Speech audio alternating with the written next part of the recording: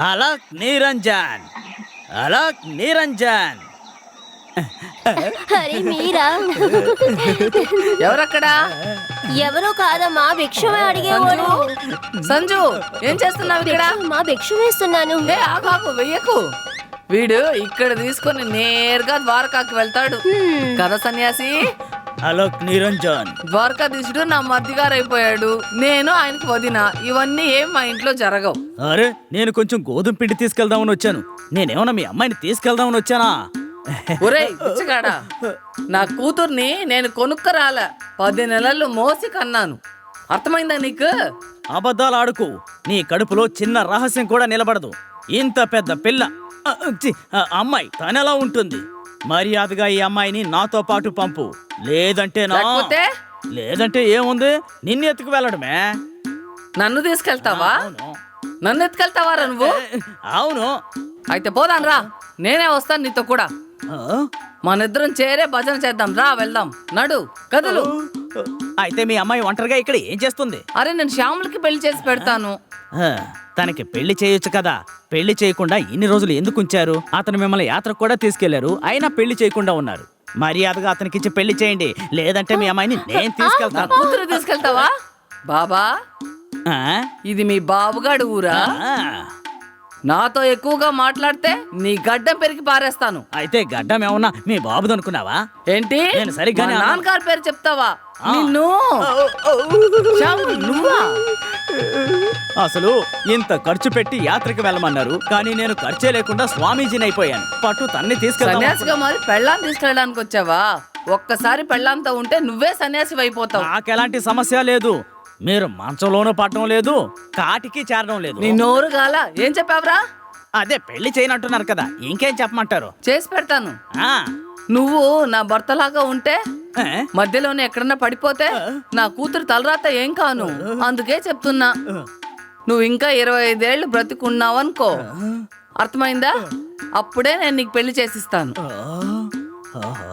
25, 50 సంవత్సరాల తర్వాత అయిపోయింది పో. నీకు నాకు ఎన్ని జన్మలెత్తినా పెళ్లి జరగదు. అది మన ఇద్దరు తలరాత. నేను మీ అమ్మాయి ఎన్ని జన్మలెత్తినా ఇలా బ్రహ్మచారులుగానే ఉండిపోతాం. ఇదిగో తల్లి, వెళ్ళి గోధుమ పిండి తీసుకురా, నేనెంతలో విభూది పూసుకుంటాను. జై అంజు, ఇంకా ఈ బండది.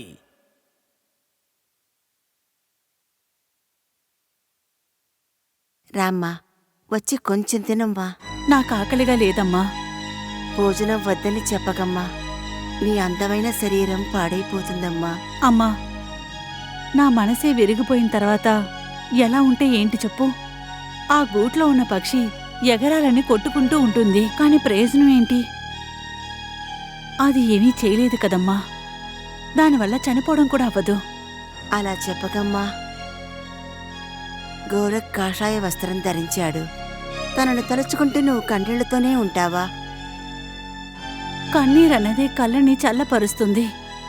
గోరఖని ఎందుకని సాగనంపించాలి? అందుకు సరైన సమయం దగ్గర పడింది. అదే నీ పెళ్లి. అమ్మా, నా జీవితంలో పెళ్లి అనేది రాసి పెట్టుంటే ఆ గోరఖ్ నన్ను వదిలిపెట్టేవాడే కాదు. ఇలా చూడు, ఏం జరగాలో అది జరుగుతుంది. జరిగినంతా కలగా తలుచుకొని మర్చిపో. కొంచెం మా గురించి ఆలోచించమ్మా. నువ్వు తినకపోయావంటే మేం కూడా అస్సలు అన్నాన్ని ముట్టుకోము. నువ్వు పెళ్లి చేసుకొనన్నావంటే ఇక మేం బ్రతకడం ఎందుకు, చనిపోవాలనిపిస్తోంది. నీకేది ఇష్టం? నీ వివాహమా లేదా మా మరణమా? అమ్మా, ఇదిగో చూడమ్మా, మా కోసం సరైన చెప్పుమా. పెళ్లి చేసుకొని సంతోషంగా ఉండలేను, ఎవరిని సంతోషపెట్టలేను. కానీ మీరు చెప్పినందుకు పెళ్లికి ఒప్పుకుంటున్నానమ్మా. పెళ్లి ఊరేగింపు వస్తుంది, గుమ్మమంతా అలంకరించబడి ఉంటుంది, సన్నాయి మేళాలు వాయిస్తారు, ఊరికే భోజనాలు పెడతారు. తర్వాత మీ కూతురు ఇంట్లోంచి వెళ్ళిపోతుంది. తల్లి ఇంటి నుంచి శాశ్వతంగా దూరం అవుతుంది. ఈ లోకం నుంచి, ఈ ఇంటి నుంచి శాశ్వతంగా దూరం అయిపోతాను. ఊరుకో తల్లి. ఊరుకో. గోరఖ్, నోరు తెరవండి అమ్మా. గోరఖ్, ఆనండి. గోరఖ్.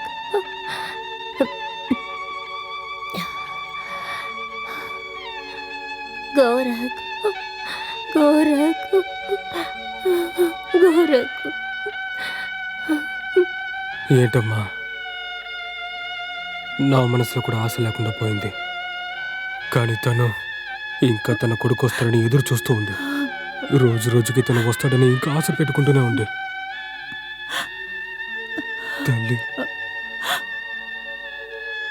నీ కష్టానికి పరిష్కారం దొరుకుతుందని తెలీదమ్మా. నాకు తెలీదు తల్లి, తెలీదు.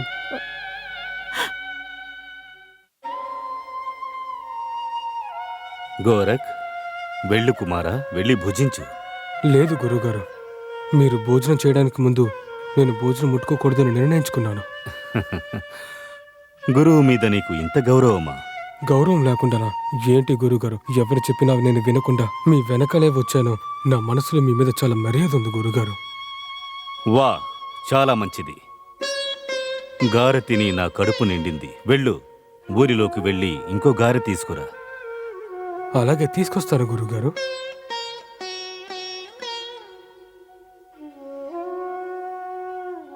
అలాక్,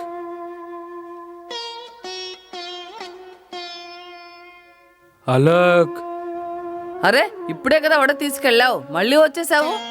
అవును తల్లి, మీ చేతులతో చేసిన ఆ వడ మా గురువు గారికి బాగా నచ్చింది. కాస్త దయ చూపించండి తల్లి. కరుణ్ అంతా చూపించలేను. భోజనం ఏంటి ఊరికే వస్తుందా? అలా చెప్పకండి తల్లి, నా గురువుగారు మిమ్మల్ని ఆశీర్వదిస్తారు. అంత పెద్దవాడా మీ గురువు? తల్లి, నా గురువుగారు దేవుడి కంటే చాలా పెద్దవారు. ఆయనంత పెద్దవాడైతే వడకు బదులుగా నువ్వు నాకేమిస్తావు? వినండి తల్లి, నా గురువుగారి కోసం నా ప్రాణాలనే అర్పిస్తాను. అవును, అది నా సత్యం. నీ ప్రాణం తీసి నాకు పాపం ఎందుకు చేరుస్తావు? నీ గురువు మీద నీకు అంత నమ్మకం ఉంటే నీ కన్ను ఒకటి నాకు ఇవ్వు.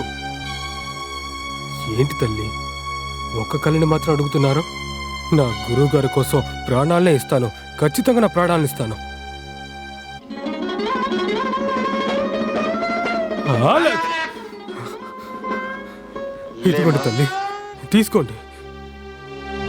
నా గురువుగారు నా కోసం ఎదురు చూస్తూ ఉంటారు. లేదు. తల్లి, నాకు భిక్షను వేసి పంపించండి. నా గురువుగారు మిమ్మల్ని ఆశీర్వదిస్తారు. గురుగారు, గురుగారు, వరం తీసుకొచ్చాను, లేవండి. వడ తీసుకొచ్చాను గురువుగారు. వద్దు, నన్ను నిద్రపోనివ్వు. గురుగారు, నా సేవ మీకు అసలు తృప్తిగానే లేదా? ఏంటది? ఏడుస్తున్నావా? లేదు గురుగారు, అలాంటిదేం లేదు. గోరఖ్, నీకేదో జరిగింది. లేదు గురుగారు, మీరన్నీ తెలిసిన వారు. నాకు అన్నీ తెలుసంటే ఎందుకు మొహం చూపించకుండా తిరిగి నిలబడి మాట్లాడుతున్నావు? గురుగారు, ఇదేంటి? నీ కంటికి ఏమైనది?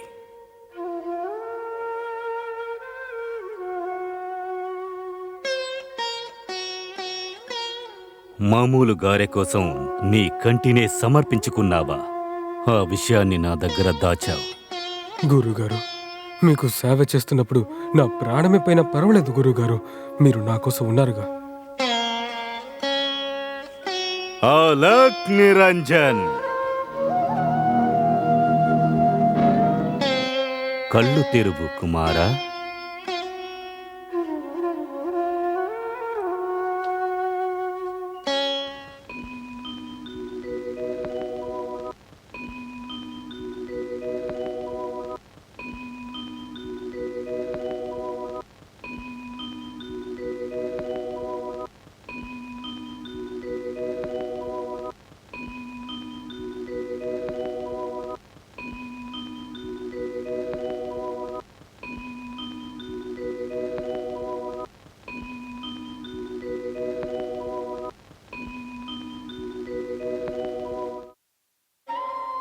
పైకిలే కుమారా.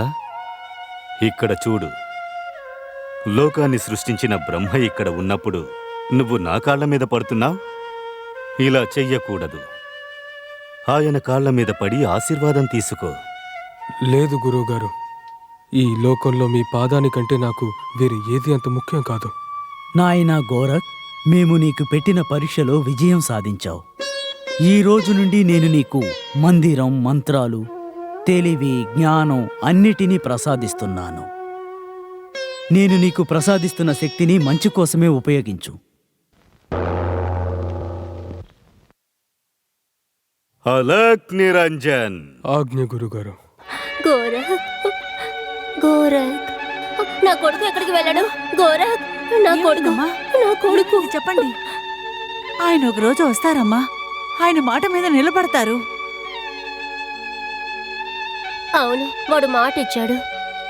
వాడు వచ్చే ముందు నా ప్రాణం పోయిందంటే నన్ను దహనం చేయకండి, నా కళ్ళు మూయొద్దు, అప్పుడే నేను వాడిని చూడగలుగుతాను. అంతా మాట్లాడొద్దమ్మా. నేను మీకు తినడానికి ఏమైనా తీసుకొస్తాను, మీరు తినండి. వద్దు, నాకు భోజనం వద్దు. అమ్మా, మీరు ఇలా భోజనం వద్దని చెప్తే గోరఖ్ తిరిగి రాడమ్మా. మీరు తినే తీరాలి, లేదంటే నా మీద లేదు. చూడు తల్లి, నువ్వు ఎవరికో పుట్టావు, కానీ నేను నీకు ద్రోహం చేశాను. అమ్మా, ఈ మేళ తాళాలు లేకపోయినా, మండపం అలంకరించలేకపోయినా నేను మీ కోడలినేనమ్మా, బయట దాన్ని కాదు. దుర్గా, గోరఖ్ మనల్ని అర్థం చేసుకోలేదు, మేము నిన్ను అర్థం చేసుకోలేదమ్మా.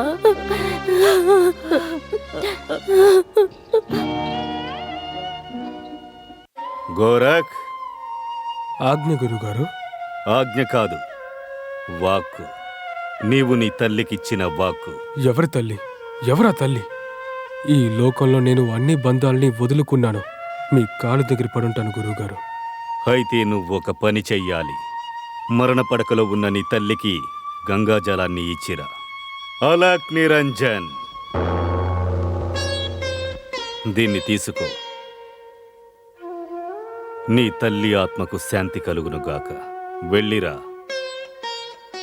అలక్ నిరంజన్. ఆజ్ఞ గురువుగారు. అమ్మా, అమ్మా, మీ కళ నెరవేరబోతుందమ్మా. గోరఖ్ తిరిగి వస్తున్నారు. గోరఖ నా కొడుక? గోరఖ్ తిరిగి వచ్చేసాడు. ఎక్కడున్నాడు? గోరఖ్, నువ్వు వచ్చేసావా? నా కొడుకు బాబు, నువ్వు వచ్చేంత వరకు నా ఆఖరి ప్రాణం కూడా వదిలేకుండా ఎదురు చూస్తూ ఉంటాను. నీకోసమే ఎదురు చూస్తూ ఉన్నాను బాబు, ఎదురు చూస్తూ ఉన్నాను.